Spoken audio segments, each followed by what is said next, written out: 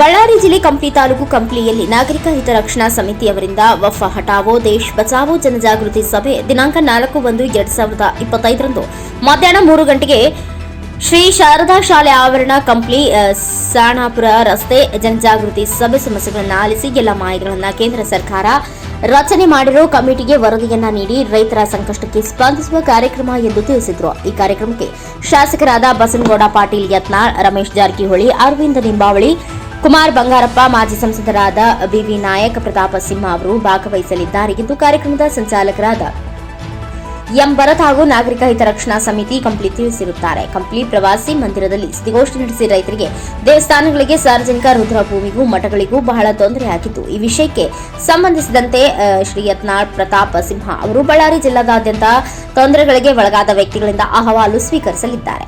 ಸಚ್ಚಿದಾನಂದ Hiremath, NKS TV4 news, Kampli.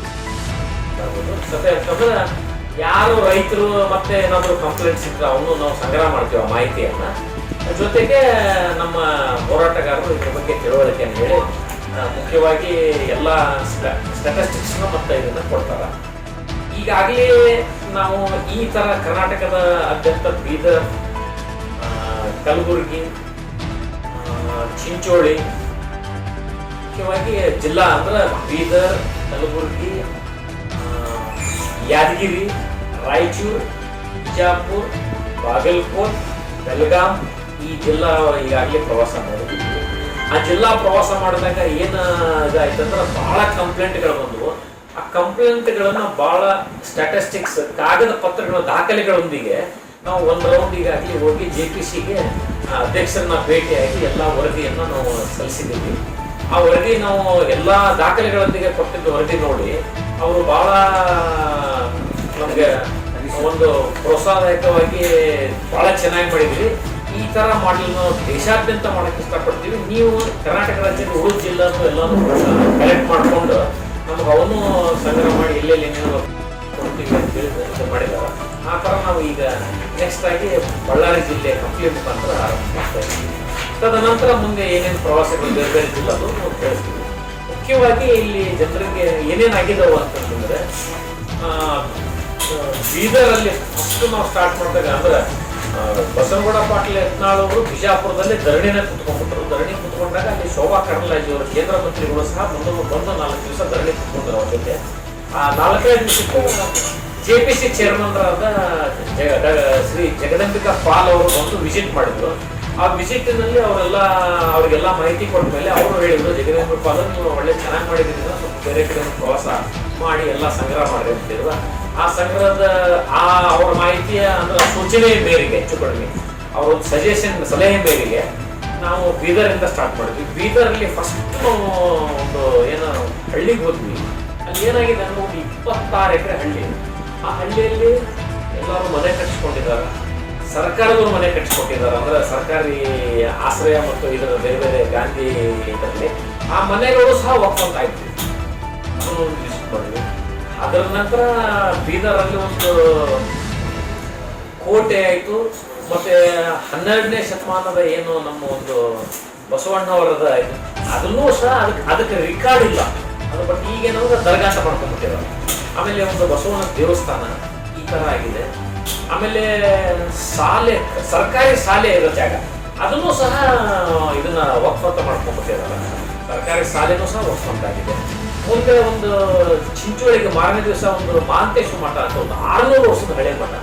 ಅಲ್ಲೇನಾಗಿದೆ ಅಂದ್ರೆ ಆ ಮಠದಲ್ಲಿ ಒಬ್ರು ಒಂದು 3 ವರ್ಷದ ಆದ್ಮೇಲೆ ಒಬ್ರು ಭಕ್ತರು, ಮುಸ್ಲಿಂ ಭಕ್ತರು ಬಂದು ಅಲ್ಲಿ ಸೇವೆಗಿದ್ದರು ಅಂದ್ರೆ ಅವರು ಅಲ್ಲಿ ಅವ್ರ ಅಲ್ಲೇ ರಿಕ್ವೆಸ್ಟ್ ಮಾಡಿದ್ರು ಸ್ವಾಮೀಜಿಯವ್ರಿಗೆ, ನಮ್ಗೆ ಇಲ್ಲಿ ಉಳ್ಕೊಳಕ್ಕೆ ಒಂದು ಗುಡಿಸಲು ಹಾಕೊಳ್ಳಕ್ಕೆ ಒಂದು ಕೊಟ್ಟಿರ್ತೀವಿ. ಸ್ವಾಮೀಜಿಯವರು ಭಕ್ತರು ಅಂತ ಹೇಳಿ ಮಾಡಿಕೊಟ್ರು. ಅದಾದ್ಮೇಲೆ ಅವ್ರು ತೀರ್ಕೊಂಡ, ಸ್ವಾಮೀಜಿಯವರು ತೀರ್ಕೊಂಡ್ರು. ಕ್ರಮೇಣ ಮುಂದುವರಿತು. ಮುಂದುವರೆದ್ಮೇಲೆ ಈಗ ಇತ್ತೀಚಿನ ಇದ್ರೊಳಗೆ ಏನಾಗಿದೆ ಅಂತಂದ್ರೆ ಆ ಮಠಾನ ವಕ್ಫ್ ಆಯ್ತು. ಮಠಾನ ಅವ್ರೇನು ಬಂದು ಅಲ್ಲಿ ಸೇವೆ ಮುಗಿದ್ರು ಅನ್ನೋ ಒಂದು ಕಾರಣಕ್ಕೆ ಅದೇನೋ ಮಾಡ್ಕೊಂಡು ವಕ್ಫ್ ಮಾಡ್ತಾರೆ. ಬಹಳ ಹಲವಾರು ನಿದರ್ಶನಗಳು. ರಾಯಚೂರಲ್ಲಿ ಕಾಶಿ ವಿಶ್ವನಾಥ ದೇವಸ್ಥಾನ ವಕ್ಫ್ ಮಾಡ್ಕೊಂಡಿದ್ದಾರೆ. ಆಮೇಲೆ ಕಮರ್ಷಿಯಲ್ ಕಾಂಪ್ಲೆಕ್ಸ್ ಆಗಿ ಇದನ್ನ ಮಾಡ್ಕೊಂಡಿದ್ದಾರೆ, ಅದನ್ನು ವಕ್ಫ್ ಮಾಡ್ಕೊಂಡಿದ್ದಾರೆ. ಇದಲ್ಲದೆ ಮುಸ್ಲಿಮ್ಸ್ ಬಡವರ ರೈತರು ಜಮೀನು ಸಹ ವಕ್ಫ್ ಅಂತ ಆಗಿಬಿಟ್ಟಿದೆ. ಇನ್ನೊಂದು ಮೇಜರ್ ಕೆಲವೊಂದು ಕಡೆ ಏನಾಗಿದೆ ಅಂದರೆ ಯಾದಗಿರಿ ಜಿಲ್ಲಾ ಅಲ್ಲಿ ಜಮೀನು ರೈಲ್ವೆ ಇದಕ್ಕೆ ಆಕ್ವಿಷನ್ ಮಾಡ್ಕೊಂಡಿದ್ದಾರೆ. ಎಲ್ಲ ಫಾರ್ಮಾಲಿಟೀಸ್ ಎಲ್ಲ ಮುಗಿದು ಇನ್ನೇನು ರೈತರಿಗೆ ದುಡ್ಡು ಕೊಡಬೇಕು ಅಂತಂದಾಗ ಪಹಣಿಯಲ್ಲಿ ವಕ್ಫ್ ಅಂತ ಬರ್ತಿದೆ. ಅವರು ವಕ್ಫ್ನವರು ಒಂದು ರೈಲ್ವೆಗೆ ಲೆಟರ್ ಕೊಟ್ಟಿದ್ದಾರೆ ಅಕ್ವಿಸಿಷನ್ ಇವರಿಗೆ, ಇದಕ್ಕೆ ಸೇರ್ಬೇಕಾಗಿದ್ದ ದುಡ್ಡು ನಮಗೆ ಬರಬೇಕು, ರೈತರಿಗೆ ಕೊಡ್ಬೇಡ್ರಿ ಅಂತ. ರೈತರಿಗೆ ಭೂಮಿನೂ ಹೋಗಿದೆ ಮತ್ತು ದುಡ್ಡು ಹೋಗಿದೆ. ಒಂದ್ಸರಿ ವಕ್ಫ್ ಅಂತ ಅದರಲ್ಲಿ ನಮೂದಾಗಿಬಿಡ್ತಾನೆ, ರೈತನ ಇದನ್ನ ಕಳ್ಕೊಂಡ್ಬಿಡ್ತಾನೆ. ಆತನಿಗೆ ಅದ್ರ ಮೇಲೆ ₹1 ಸಾಲ ತಗೊಳಕ್ಕಾಗಲ್ಲ. ಅಂದ್ರೆ ಟೋಟಲಿ ಎಕನಾಮಿಕಲ್ ಬೈಕಾಟ್ ಆಗಿಬಿಡುತ್ತೆ, ಹಣಕಾಸಿನ ಬಹಿಷ್ಕರಣ ಆದಾಗ ಅದು ಏನೂ ಮಾಡೋಕ್ಕಲ್ಲ. ಇಂಥ ಭಾಳ ಸೀರಿಯಸ್ ಆಗಿ ಸಮಸ್ಯೆಗಳು ಎಲ್ಲ ಕಡೆ ಇದ್ದಾವೆ. ಕಂಪ್ನಿಯಲ್ಲೂ ಸಹ ಗದ್ದೆಗಳು ಆ ಥರ ಆಗಿದ್ದು ಅದನ್ನೆಲ್ಲ ರಿಕಾರ್ಡ್ಸ್ ಡೀಟೇಲ್ಸ್ ತಿಳ್ಕೊಳ್ಳೋದು ಅವ್ರು ಕೊಡ್ತಾರೆ ನಮ್ಮ ಮನೆಯಲ್ಲಿ. ಈ ಉದ್ದೇಶಕ್ಕಾಗಿ ನಾವು ಜನಜಾಗೃತಿ ಸಭೆಯನ್ನು ಇಲ್ಲಿ ಮಾಡ್ತಾ ಇದ್ದೀವಿ. ಇದನ್ನ ಎಲ್ಲರಿಗೂ ತಮ್ಮ ಮುಖಾಂತರ ತಲುಪಿಸಿ ಸಾಧ್ಯ ಆದಷ್ಟು ಕಂಪ್ಲೇಂಟ್ಗಳೇನಾದ್ರು ಇದ್ರೆ ಅದಕ್ಕೆ ದಾಖಲೆಗಳೊಂದಿಗೆ ಬಂದರೆ ನಮ್ಗೆ ಆ ದಾಖಲೆಗಳನ್ನ ಆಸ್ ಇಟ್ ಇಸ್ ದಾಖಲೆಗಳನ್ನು ತೊಗೊಂಡು ಹೋಗಿ ನಾವು ಕೊಡ್ತೀವಿ. ಇಲ್ಲಿ ನಾವು ಫೈಲ್ ಮಾಡ್ಕೊಡ್ತೀವಿ. ಆ ಥರ ಹಿಂಗೆ ಮಾಡಿದ್ದನ್ನು ತೋರಿಸ್ತೀವಿ ನಮ್ಗೆ, ನಾವು ತಂದಿದ್ದೇವೆ ಸ್ಯಾಂಪಲ್ ತೋರ್ಸೋಕ್ಕಾಗ್ತದೆ. ಆ ಥರ ಸಿಸ್ಟಮೆಟಿಕ್ ಬೈಫರ್ಕೇಷನ್ ಮಾಡಿ ದೇವಸ್ಥಾನಗಳು ಯಾವುದು, ಸ್ಮಶಾನಗಳು ಯಾವುದು, ಸ್ಕೂಲ್ಗಳು ಯಾವುದು, ಸಾರ್ವಜನಿಕ ಸರ್ಕಾರಿ ಜಾಗ ಯಾವುದು, ಆಮೇಲೆ ರೈತರ ಜಮೀನುಗಳು ಯಾವುದು, ಮನೆಗಳು ಯಾವುದು, ಈ ಥರ ಸಪ್ರೇಟ್ ಇನ್ನೂ ಬೇರೆ ಬೇರೆ ಥರದ ನಮ್ಮ ರಾಜ್ಯಾದ್ಯಂತ ಪ್ರವಾಸ ಮಾಡಿದಾಗ ಬೇರೆ ಬೇರೆ ಥರದ ಸಮಸ್ಯೆಗಳು ಬರ್ಬೋದು. ನಮ್ಮ ಈ ಜನಜಾಗೃತಿ ವಕ್ಫ್ ಹಟಾವೋ ದೇಶ ಬಚಾವೋ ಏನು ಜನಜಾಗೃತಿ ಮಾಡಬೇಕಂತ ಉದ್ದೇಶ ಇದೆ.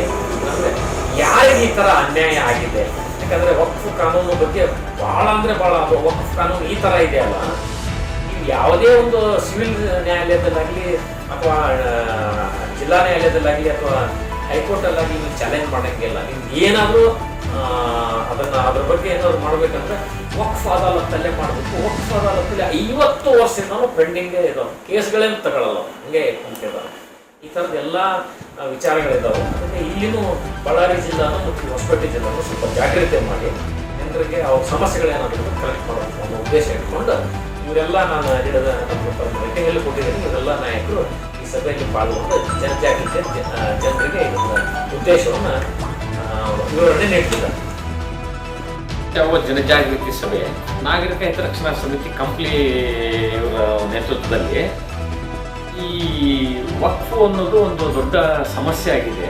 ಇದು ರೈತರಿಗೆ ಅಷ್ಟೇ ಅಲ್ಲದೆ ಎಲ್ಲ ನಮೂನೆಯ ಸಮಸ್ಯೆಗಳನ್ನು ಮಾಡ್ತಾ ಇದೆ. ಏನಂದರೆ ದೇವಸ್ಥಾನಗಳು ಹೋಗ್ತಿದ್ದವು, ಮಠಗಳು ಹೋಗ್ತಾ ಇದ್ದವು, ಸರ್ಕಾರಿ ಶಾಲೆಗಳು ಹೋಗ್ತಿದ್ದವು, ಮನೆಗಳು, ಆಮೇಲೆ ಸರ್ಕಾರಿ ಜಮೀನುಗಳು, ರುದ್ರ ಭೂಮಿಗಳು, ಈ ಥರ ಎಲ್ಲನೂ ಆಗಿ ಸಮಸ್ಯೆ ಭಾಳ ದೊಡ್ಡದಾಗಿದೆ.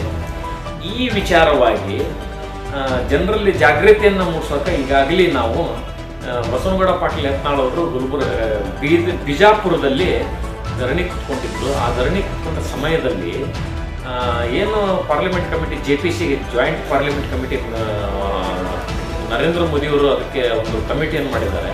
ಆ ಕಮಿಟಿ ಅಧ್ಯಕ್ಷರಾದ ಶ್ರೀ ಜಗದಂಬಿಕಾ ಪಾಲ್ ಅವರು ಅಲ್ಲಿಗೆ ಭೇಟಿ ನೀಡಿ ಎಲ್ಲ ನಮ್ಮ ಮಾಹಿತಿಗಳನ್ನು ತಗೊಂಡು ಭಾಳ ಚೆನ್ನಾಗಿ ಮಾಡಿದ್ದೀವಿ. ನೀವು ರಾಜ್ಯಾದ್ಯಂತ ಇದು ಪ್ರವಾಸ ಮಾಡಿ ಸ್ವಲ್ಪ ಜನಜಾಗೃತಿಯನ್ನು ಮಾಡಿದರೆ ಒಳ್ಳೆಯದು ಸಲಹೆ ಕೊಟ್ಟರು. ಆ ಸಲಹೆ ಮೇರೆಗೆ ನಾವು ಬೀದರಿಂದ ಸ್ಟಾರ್ಟ್ ಮಾಡಿದ್ವಿ.